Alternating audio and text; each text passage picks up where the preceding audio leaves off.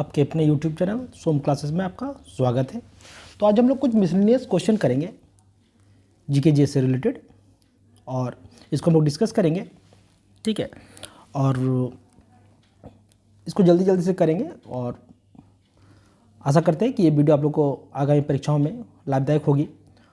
तो चलिए शुरू करते हैं कि पहला क्वेश्चन क्या है।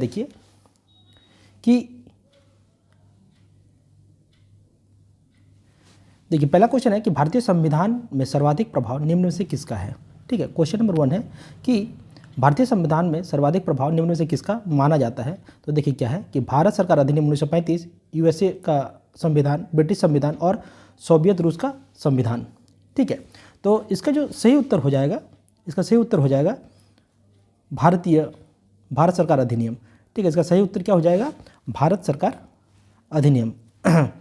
भारत सरकार अधिनियम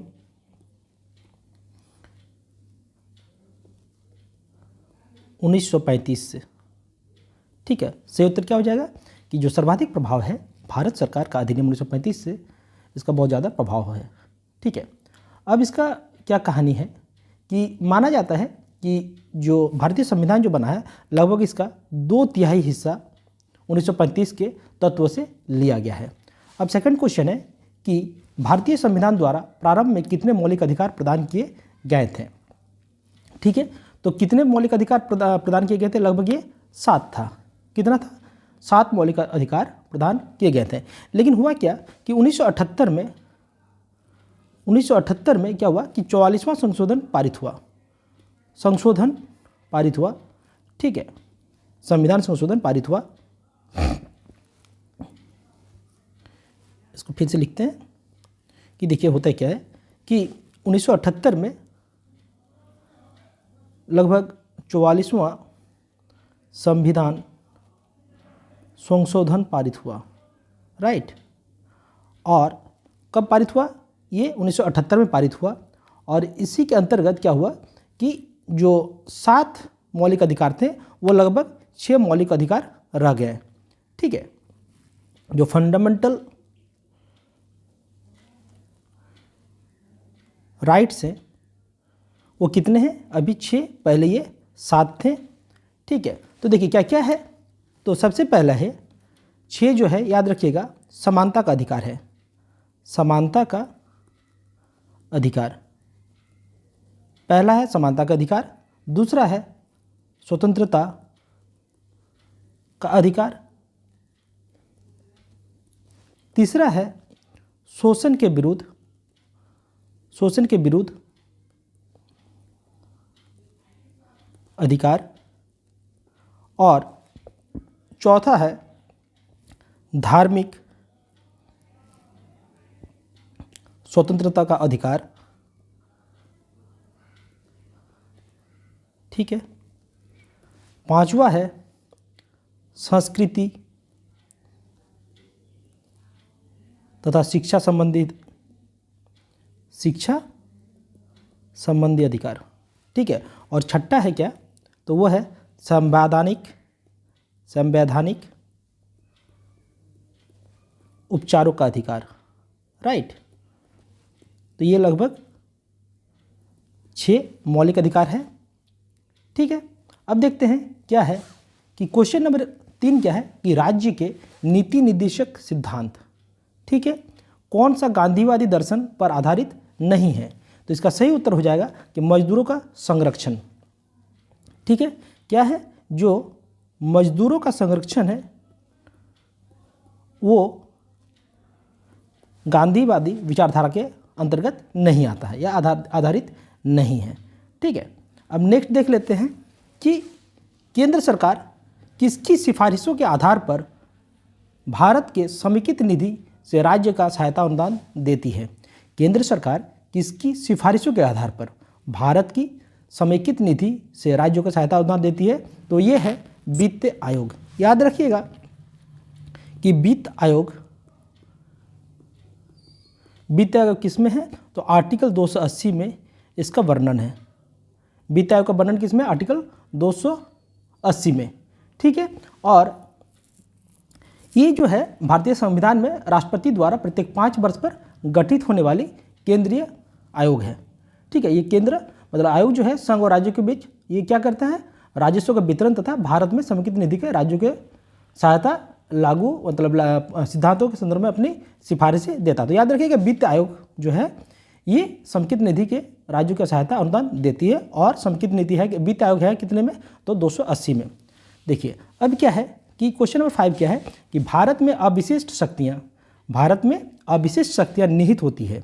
भारत में अविशिष्ट शक्तियाँ निहित किस में होती है, तो इसका जो सही उत्तर हो जाएगा ये हो जाएगा केंद्रीय सरकार में।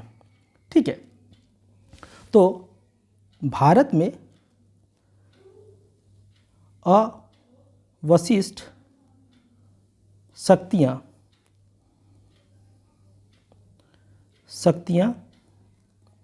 किस में निहित है, तो ये केंद्रीय सरकार में है। केंद्रीय सरकार में ये निहित है। ठीक है, किस में निहित है, ये केंद्रीय सरकार में। ठीक है, अच्छा एक चीज़ और इसमें कि इसमें लगभग मान के चलिए जो 248 है आर्टिकल 248 क्या है, आर्टिकल 248 के अनुसार क्या है कि जो अविशिष्ट शक्ति जो ऐसी शक्ति है जो संघ राज्य या समवर्ती सूची में शामिल नहीं है।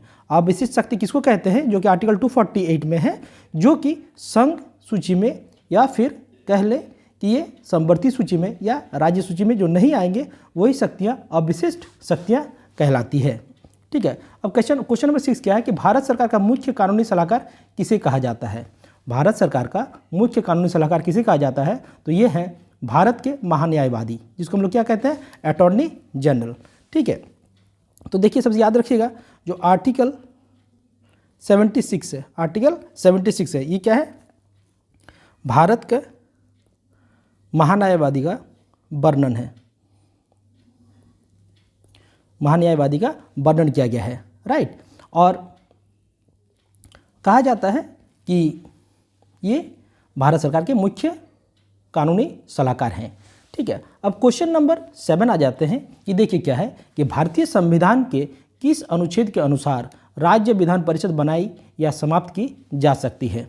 ठीक है, तो कोई भी राज्य या तो विधान परिषद को बनाया भी जा सकता है या फिर उनको समाप्त भी किया जा सकता है। तो किस अनुच्छेद में है, तो ये है आर्टिकल 169 में। आर्टिकल 169 के अनुसार क्या है कि जिसको हम लोग कहते हैं लेजिस्लेटिव काउंसिल। ठीक है, क्या कहते हैं, लेजिस्लेटिव काउंसिल, या फिर कहेंगे कि विधान परिषद, विधान परिषद। तो इसको हम लोग क्या कर सकते हैं, कोई भी राज्य इसको बनाया भी जा सकता है या फिर हटाया भी जा सकता है। तो 21 अनुच्छेद में आर्टिकल 169 में, आर्टिकल 169 में इसका वर्णन है। अब हम लोग आते हैं क्वेश्चन नंबर 8 में। ठीक है, कि क्वेश्चन नंबर 8 क्या है कि भारतीय संविधान के किस भाग में केंद्र शासित प्रदेशों के बारे में बताया गया है। ठीक है, तो केंद्र शासित प्रदेश का, केंद्र शासित प्रदेश का जो वर्णन है वो किस भाग में कहा गया है, तो ये भाग 8 में है, भाग 8 में है। किसमें, भाग 8 में। याद रखिएगा केंद्र शासित प्रदेश के बारे में बताया गया है, तो वो है भाग 8।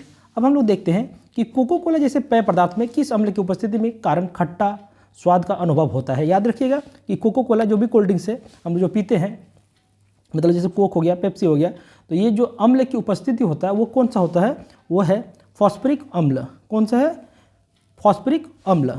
ठीक है, याद रखिएगा इसका सूत्र जो है वो है H3PO4। H3PO4 को क्या कहेंगे, फॉस्फोरिक एसिड। ये किस में रहता है, कोको कोला में रहता है, जिस कारण इसका स्वाद खट्टा होता है। अब देखिए क्या है कि इलेक्ट्रॉन का एंटी पार्टिकल क्या होता है, तो इलेक्ट्रॉन का जो एंटी पार्टिकल है वो है पॉजिट्रॉन। कौन है, पॉजिट्रॉन। ठीक है, अब अच्छा एक चीज़ बता देते हैं इसमें कि इलेक्ट्रॉन का जो खोज हुआ था, इलेक्ट्रॉन का जो खोज किया था वो जे थॉमसन के द्वारा किया गया था, थॉमसन के द्वारा किया गया था। ये लगभग 1897 में। याद रखिएगा इलेक्ट्रॉन का खोज किसने किया था, जे थॉमसन। अब देख लेते हैं कि ब्रह्मांड में सर्वाधिक तत्व पाए जाने वाला तत्व कौन सा है। ब्रह्मांड में सर्वाधिक तत्व पाए जाने वाला तत्व कौन सा है, तो यह है हाइड्रोजन। कौन सा है, हाइड्रोजन। याद रखिएगा ब्रह्मांड में मतलब यूनिवर्स की अगर बात करें, यूनिवर्स में क्या है, तो यह है हाइड्रोजन, राइट। नेक्स्ट देख लेते हैं कि स्थिर ताप पर गैस की नियत मात्रा, याद रखिएगा कि ताप क्या है, स्थिर है, और जो मात्रा का आयतन उसके द्वाब के व्युत्क्रमानुपाती होता है। तो ये कौन सा लॉ है, ये है बॉयल्स का नियम है, ठीक है। अब देखिए क्या है कि धुआं किस प्रकार का विलयन का उदाहरण है। धुआं किस प्रकार का है, तो ये है गैस में ठोस, याद रखिएगा क्या है, ये कौन सा विलयन है, गैस में ठोस। अब देखिए एक क्वेश्चन है कि ऑक्सीकरण तथा अवकरण दोनों जैसा आचरण करने वाला पदार्थ निम्न में से कौन सा नहीं है, ठीक है। तो क्या होता है कि ऑक्सीडेशन भी होगा और रिडक्शन भी होता है, तो वो किस में होता है या करने वाला नहीं है। तो देखिए हाइड्रोजन सल्फाइड है, हाइड्रोजन पेरोक्साइड है, सल्फर डाइऑक्साइड है और नाइट्रिक अम्ल है। तो इसका सही उत्तर जो हो जाएगा ये हो जाएगा हाइड्रोजन पेरोक्साइड, ठीक है। क्या हो जाएगा इसका सही उत्तर, हाइड्रोजन पेरोक्साइड, ठीक है। इसका फुल फॉर्म हाइड्रोजन पेरोक्साइड का जो ये होता है आपका फॉर्मूला जो होता है वो होता है H2O2। क्या होता है ये H2O2, ये जो होता है हाइड्रोजन पेरोक्साइड, राइट, याद रखिएगा। तो भारत के प्रथम गवर्नर जनरल कौन थे, ठीक है। तो इसका सही उत्तर क्या हो जाएगा कि भारत के प्रथम गवर्नर जनरल थे लॉर्ड विलियम बेंटिक। कौन थे, लॉर्ड बेंटिक। अच्छा, याद रखिएगा इसमें एक चीज़ और याद रखिएगा कि प्रथम वायसराय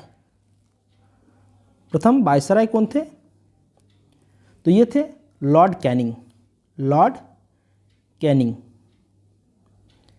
ठीक है, लॉर्ड कैनिंग है।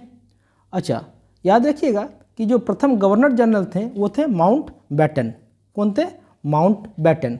नेक्स्ट देख लेते हैं क्वेश्चन नंबर 16 कि भारत की प्रथम महिला आईपीएस कौन थी, ठीक है। तो देखिए क्वेश्चन क्या है कि प्रथम महिला आईपीएस कौन थी, तो ये है किरण बेदी। फर्स्ट आईपीएस जो है तो वो है किरण बेदी, राइट। सेकंड क्या है कि फर्स्ट आईएएस महिला में, तो ये है अन्ना जॉर्ज, अन्ना जॉर्ज, राइट, याद रखिएगा अन्ना जॉर्ज। अब देखिए सुप्रीम कोर्ट की प्रथम महिला न्यायाधीश, तो ये है फातिमा बीबी। अगर बोल दे कि सुप्रीम कोर्ट की पहली या प्रथम महिला न्यायाधीश,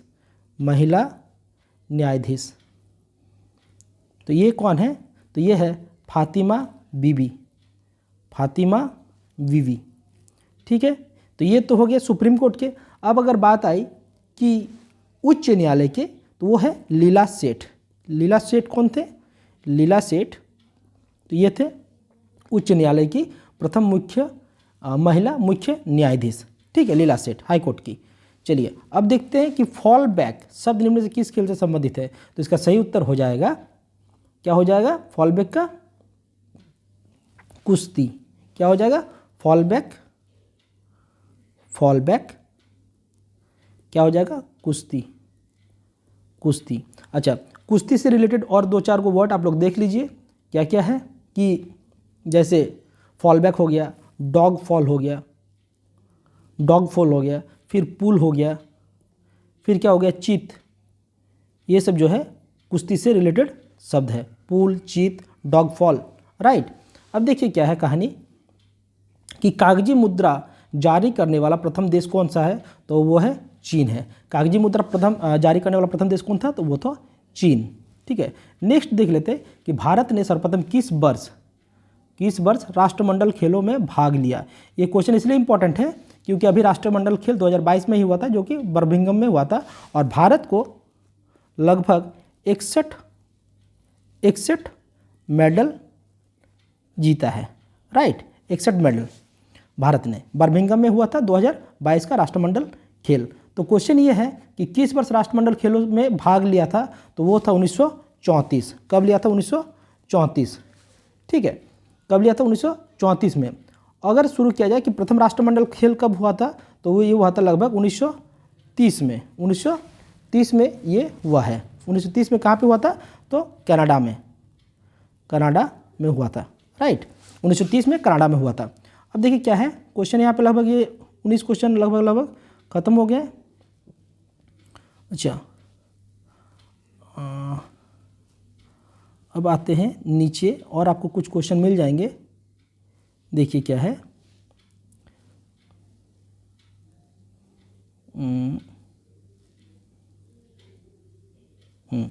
देखिए क्वेश्चन ये है कि भारत के किस राज्य में समुद्री तट रेखा सबसे अधिक लंबा है। ठीक है, क्या है कि सबसे अधिक लंबा है, तो वो हो जाएगा गुजरात। ठीक है, याद रखिएगा कि समुद्र तट रेखा, ठीक है, समुद्री तट रेखा सबसे लंबा किसका है, तो इसका है गुजरात का। राइट, आगे बढ़ते हैं। अच्छा, एक चीज़ और याद रखिएगा कि टोटल भारत के 9 राज्य जो हैं वो हैं जो कि समुद्र की तट रेखा से लगी हुई है। याद रखिएगा 9 राज्य। ठीक है, आगे आप देखते हैं कि निम्नलिखित में कौन सा सम्मिलित नहीं है। ठीक है, तो शिपकिला हो जाएगा क्या आपका, शिपकिला हिमाचल प्रदेश राइट है, बॉमडिला अरुणाचल प्रदेश सही है, नाथुला मेघालय में नहीं है, यही गलत है। ठीक है, जोजिला जम्मू कश्मीर तो सही है। तो नथुला है कहाँ पे, तो यह है सिक्किम में है। याद रखिएगा नथुला कहाँ पे है, सिक्किम में। नाथुला है कहाँ पे, तो यह है सिक्किम में। राइट, याद रखिएगा नाथुला है कहाँ पे, सिक्किम में है। अब देखिए क्या कहानी है कि सुबनसिरी निम्नलिखित में किसकी सहायक नदी है। सुबनसिरी, याद रखिएगा कौन सा है, सुबनसिरी किसका सहायक नदी है, तो यह है ब्रह्मपुत्र जो कि असम में बहती है। तो देखिए याद रखिएगा कि कौन कौन सी नदियां हैं जो कि ब्रह्मपुत्र की सहायक नदियां हैं। तो वो याद रखिएगा कि मानस है, ठीक है, मानस है, कामेंग है, मानस कामेंग, और एक याद रखिएगा संकोश। ठीक है, ये 3 चीज़ें जो कि ब्रह्मपुत्र की सहायक नदियां हैं। राइट, अब हम लोग देखते हैं कि भारत में सर्वाधिक भू क्षेत्र में कौन सी मिट्टी पाई जाती है। ठीक है, तो याद रखिएगा सर्वाधिक बोला है भू क्षेत्र में कौन सी मिट्टी पाई जाती है, तो यह है जलोढ़ मिट्टी। कौन सी मिट्टी, जलोढ़ मिट्टी सबसे ज़्यादा पाई जाती है कहाँ पे, तो भारत के सर्वाधिक भू क्षेत्र में कौन सी मिट्टी पाई जाती है, जलोढ़ मिट्टी पाई जाती है। लगभग कितना, तो लगभग 42%। ठीक है, अब आगे देखते हैं निम्नलिखित में से कौन सी जल विद्युत परियोजना जम्मू कश्मीर में नहीं है। तो देखिए सलाल है, उरी है और दुलहस्ती है, जबकि पार्वती नहीं है। अब देखिए क्वेश्चन है कि निम्नलिखित में से किस राष्ट्रीय जलमार्ग की लंबाई सर्वाधिक है। तो देखिए सबसे लंबा जो है वो है NW4। सबसे लंबा कौन है, NW नेशनल वाटरवेज 4 सबसे लंबा। और सबसे छोटा की अगर बात करें तो नेशनल वाटरवेज 3 ये सबसे छोटा है। राइट, याद रखिएगा। तो सबसे बड़ा NW4, सबसे छोटा NW3। अब देखिए कहानी क्या है कि लाल बहादुर शास्त्री अंतर्राष्ट्रीय हवाई अड्डा कहाँ पे है। तो ये कहाँ पे है, वाराणसी में। कहाँ पे है, वाराणसी में। तो अगर बात करें हम लोग कि पटना में क्या है, तो पटना में जो है इसमें है जयप्रकाश नारायण अंतर्राष्ट्रीय हवाई अड्डा। जयप्रकाश नारायण हवाई अड्डा है, पटना की बात हो गया। अब क्या है कि लखनऊ में कौन है, लखनऊ में कौन है, तो यह चौधरी चरण सिंह इंटरनेशनल एयरपोर्ट। और बात करें हम कोलकाता की, तो कोलकाता तो सबको पता ही है कि कोलकाता में कौन है, नेताजी सुभाष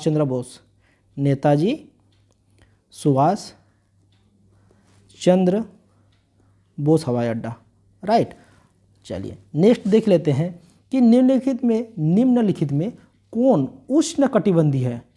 ये उपोष्ण नहीं है, उष्णकटिबंधीय घास स्थल नहीं है। ठीक है, तो इसका सही उत्तर हो जाएगा पंपास क्या है, ये उपोष्णकटिबंधीय है। ठीक है, ये कौन सा है, सॉरी ये शीतोष्ण है, शीतोष्ण कटिबंधीय घास स्थल है। क्या है ये, पंपास क्या है,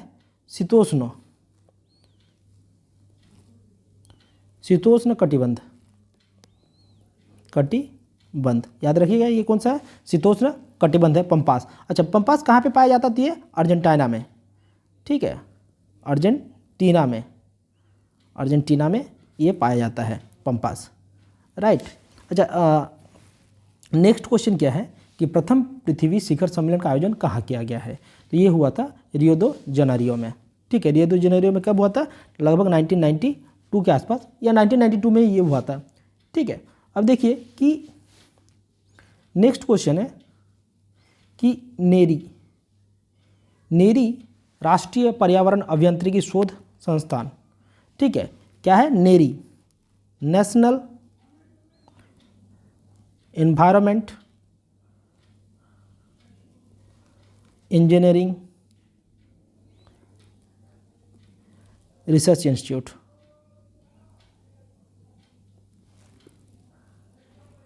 ठीक है। तो ये कहाँ पे है, नागपुर में है, कहाँ पे है ये, नागपुर में है, राइट। अब नेक्स्ट देख लेते हैं कि पर्यावरण संरक्षण के लिए ग्रीन आर्मी कहाँ प्रारंभ किया गया है, तो एक ग्रीन आर्मी फॉर्म किया गया है, तो ये कहाँ पे, ऑस्ट्रेलिया में, कहाँ पे, ऑस्ट्रेलिया में ग्रीन आर्मी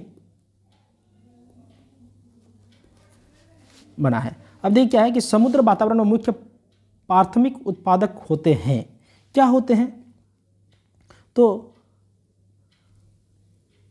जो ये होते हैं फाइटोप्लैंक्टन्स, क्या होते हैं, फाइटोप्लैंक्टन्स जो होते हैं ये समुद्री वातावरण में मुख्य या मेन उत्पादक होते हैं। प्राइमरी उत्पादक कौन होते हैं, तो फाइटोप्लैंक्टन्स होते हैं।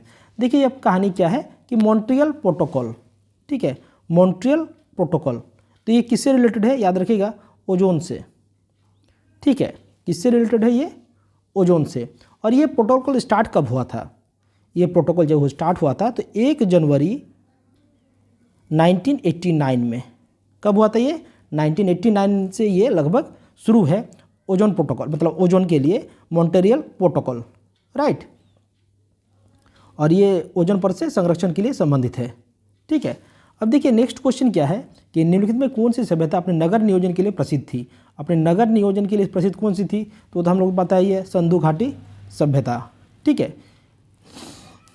अब नेक्स्ट है क्वेश्चन है कि प्राचीन भारत के प्रसिद्ध शासक जिसने अपने जीवन के अंतिम दिनों में जैन धर्म अपना लिया था, तो वो थे चंद्रगुप्त, ठीक है, चंद्रगुप्त। देखिए अब क्या है, थोड़ा सा इसको डिटेल्स में देख लेते हैं कि जो चंद्रगुप्त जो थे वो अपने जैन धर्म को अपना तो लेते हैं, लेकिन किसके अंडर में, तो एक भद्रबाहु थे, भद्रबाहु, एक साधु थे भद्रबाहु, जिन्होंने जैन धर्म की शिक्षा किनको दिया था, तो ये दिए थे चंद्रगुप्त को।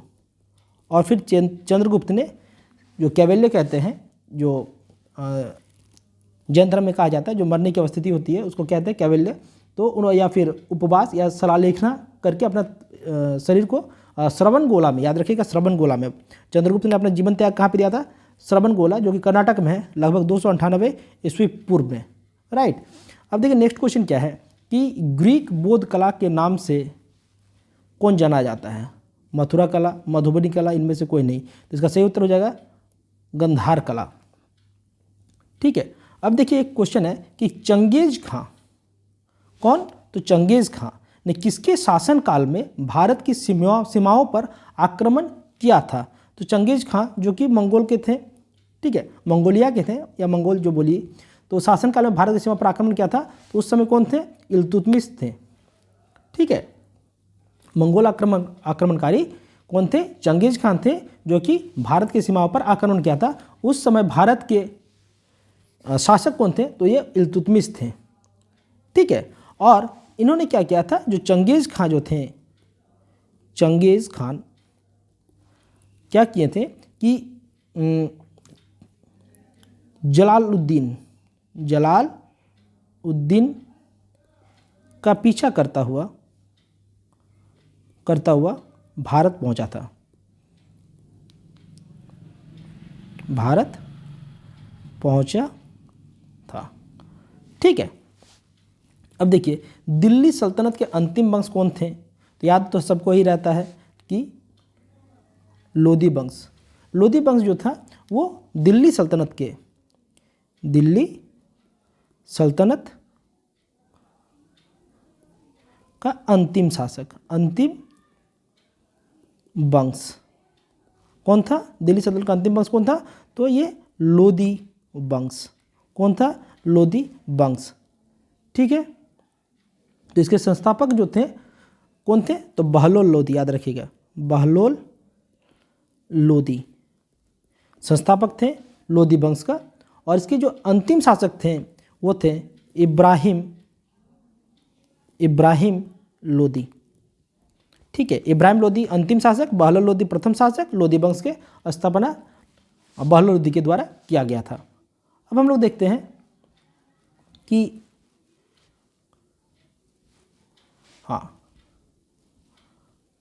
कि अकबर द्वारा शुरू किया गया दीन ए इलाही। क्या था? दीन ए इलाही का मूल उद्देश्य क्या था? ठीक है, तो अकबर के द्वारा क्या किया गया था? एक नया धर्म अपनाया गया था या शुरुआत की गई थी, दीन ए इलाही। तो इसका जो मेन मुख्य उद्देश्य जो था, ठीक है, तो ये था कि विश्व बंधुत्व। क्या था? विश्व बंधुत्व। ठीक है, और दीन ए इलाही का याद रखिएगा, दीन ए इलाही, दीन ए इलाही कब स्थापना होता है? 1582 में।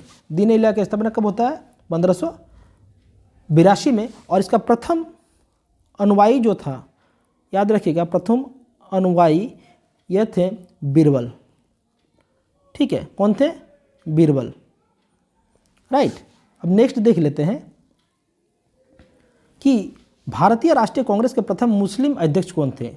राष्ट्रीय कांग्रेस के प्रथम मुस्लिम अध्यक्ष कौन थे? तो ये बदरुद्दीन तैयब जी। कौन थे? बदरुद्दीन तैयब जी। ठीक है, और ये इनका कौन सा अधिवेशन था? कांग्रेस का तीसरा अधिवेशन था। तीसरा अधिवेशन में कौन थे? बदरुद्दीन तैयब जी थे। राइट, और ये कब हुआ था? तो 1887 में हुआ था। ठीक है, और इसमें एक चीज़ और याद रखिएगा, 1887, हाँ, 28 दिसंबर 1885 को इंडियन नेशनल कांग्रेस का स्थापना होता है। राइट, इतना तो याद रख सकते हैं। और प्रथम अध्यक्ष कौन थे? प्रथम अध्यक्ष जो थे वो थे व्योमेश चंद्र बनर्जी। व्योमेश चंद्र बनर्जी। राइट, अच्छा, और स्थान कहाँ पे था? कहाँ पे ये स्टार्ट किया गया था? तो ये बम्बई में। ठीक है, नेक्स्ट देख लेते हैं कि साबरमती आश्रम का स्थापना गांधी जी के द्वारा कब किया गया था? ठीक है, तो साबरमती आश्रम का स्थापना होता है 1917 में। कहाँ पे होता है? तो ये होता है साबरमती आश्रम का स्थापना साबरमती नदी के किनारे, साबरमती नदी के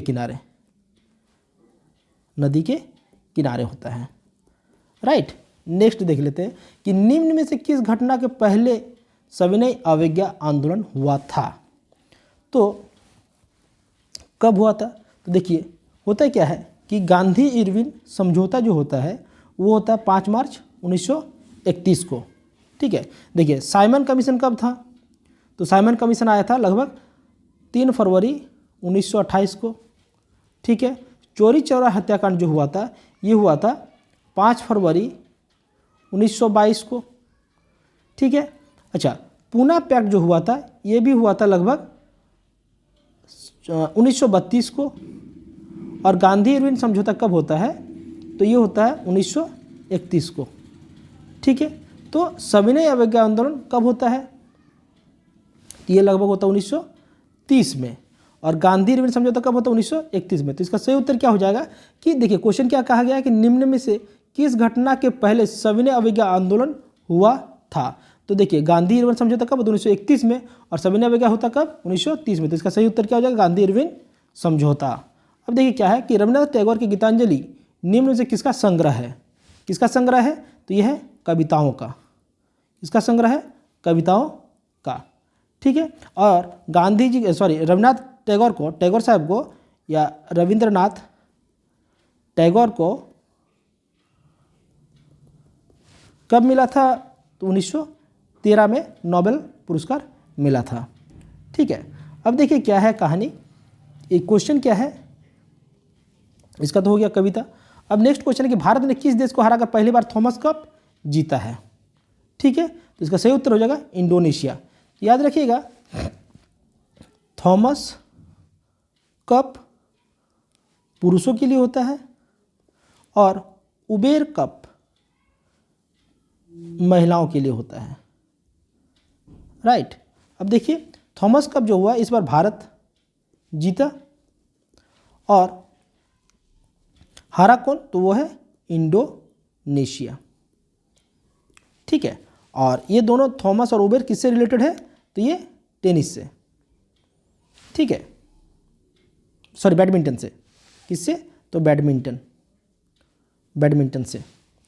हाल ही में भारत के नए मुख्य निर्वाचन आयुक्त किसे बनाया गया है? तो इसका सही उत्तर हो जाएगा राजीव कुमार। कौन है मुख्य निर्वाचन आयुक्त? कौन है? तो राजीव कुमार। कौन है? राजीव कुमार है मुख्य निर्वाचन आयुक्त। ठीक है, अच्छा, अब नेक्स्ट क्वेश्चन है कि दुनिया का पहले पहियों पर संग्रहालय म्यूजियम ऑन व्हील्स का उद्घाटन भारत के किस शहर में किया गया है? तो ये कोलकाता में। ठीक है, कहाँ करवाया गया है? कहाँ किया गया है? कोलकाता में। ठीक है, अब देखिए क्वेश्चन है कि टाटा आईपीएल 2022, टाटा आईपीएल मतलब जो आईपीएल हुआ था इस बार 2022 का खिताब किसने जीता है? तो ये है गुजरात टाइटंस। गुजरात टाइटंस। कौन जीता है? गुजरात टाइटंस ने। ठीक है, अब देखिए क्वेश्चन नंबर 72, क्या क्वेश्चन है कि एलिजाबेथ बॉर्न हाल ही में किस देश के प्रधानमंत्री बनी हैं? तो यह है फ्रांस। एलिजाबेथ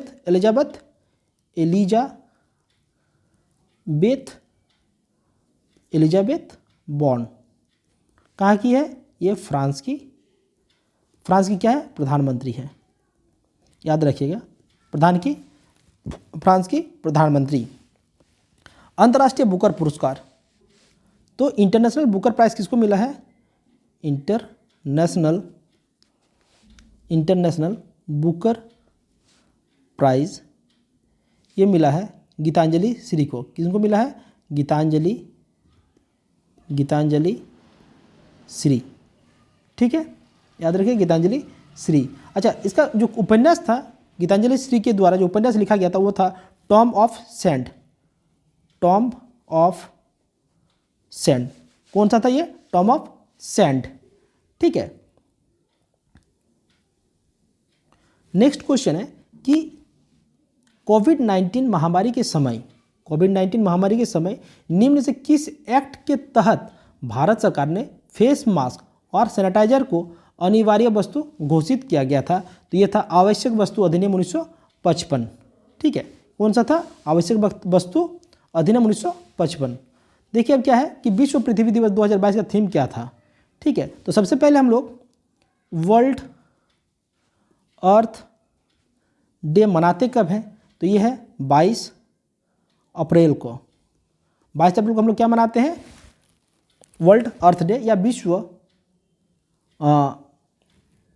पृथ्वी दिवस मनाते हैं हम लोग। और इसका जो थीम था, आपका इस बार 2022 में यह था इन्वेस्ट इन आवर प्लानेट।